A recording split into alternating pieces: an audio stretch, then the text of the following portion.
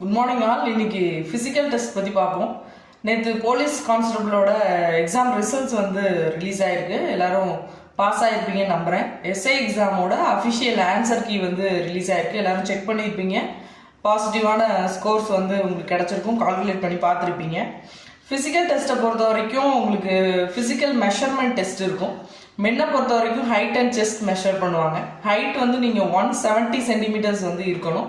Chest வந்து 81 to 86 centimetres இருக்கணும்.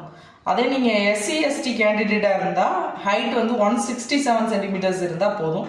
Woman கேண்டிடேட்டை பொறுத்த வரைக்கும் ஹைட் வந்து 159 சென்டிமீட்டர்ஸ் இருக்கணும். நீங்கள் எஸ்சி எஸ்டி கேண்டிடேட்டாக இருந்தால் 157 சென்டிமீட்டர்ஸ் இருந்தால் போதும். இந்த ஃபிசிக்கல் மெஷர்மெண்ட் டெஸ்ட் முடிச்சதுக்கப்புறம் ஃபிசிக்கல் என்டியூரன்ஸ் டெஸ்ட் வந்து நடக்கும். என்டியூரன்ஸ் டெஸ்ட்டை பொறுத்த வரைக்கும் மென் வந்து 1500 மீட்டர்ஸை வந்து 7 மினிட்ஸில் நீங்கள் வந்து ஓடணும்.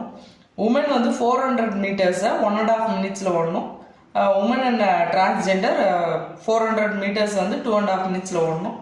எக்ஸ் சர்வீஸ் மேனாக இருந்தால் நீங்கள் 1500 மீட்டர்ஸ் வந்து 8 மினிட்ஸில் கிராஸ் பண்ணணும். இந்த physical measurement test and physical endurance test முடிச்சதுக்கு அப்புறமா உங்களுக்கு நெக்ஸ்ட் செகண்ட் டே வந்து ஃபிசிக்கல் எஃபிஷியன்சி டெஸ்ட் நடக்கும். இந்த ஃபிசிக்கல் என்டியூரன்ஸ் அண்ட் எஃபிஷியன்சி டெஸ்ட்டுக்கு வந்து ரிசல்ட்ஸ் வந்து ரிலீஸ் ஆனதுக்கப்புறம் உங்களுக்கு 45 to 60 டேஸ் வந்து டைம் இருக்கும். அதுக்குள்ளே நீங்கள் வந்து ப்ராக்டிஸ் பண்ணிக்கணும்.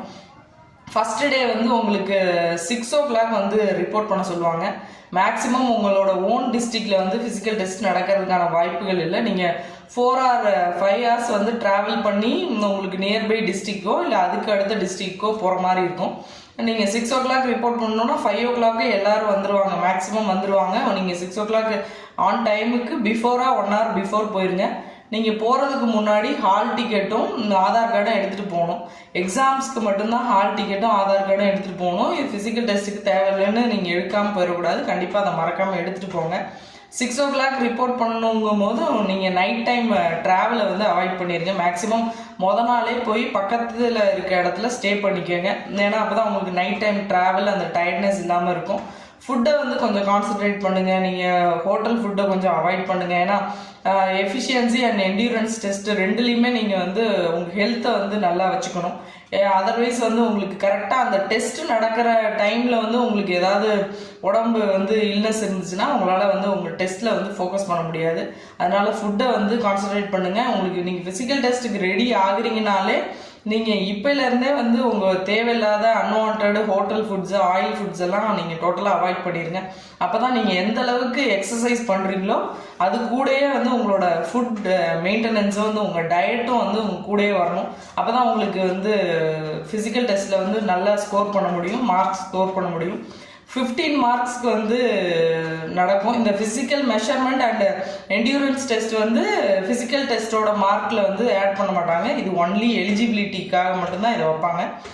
ஃபிசிக்கல் எஃபிஷியன்சி டெஸ்ட்டில் வந்து உங்களுக்கு 15 மார்க் நடக்கும். அதில் என்னென்ன ஈவெண்ட்ஸ் இருக்குது, அதை எப்படி அட்டன் பண்ணணும், அதில் என்ன பாசிட்டிவ் நெகட்டிவ் நீங்கள் பண்ணுவீங்கன்றதை நான் நெக்ஸ்ட் வீடியோவில் சொல்கிறேன். ரெண்டையும் ஒரே வீடியோவில் சொல்லி கன்ஃபியூஸ் பண்ணிக்க வேணாமேன்னு இந்த வீடியோவில் சொல்லலை. நான் நெக்ஸ்ட் வீடியோவில் எஃபிஷியன்சி டெஸ்ட்டை பற்றி சொல்கிறேன்.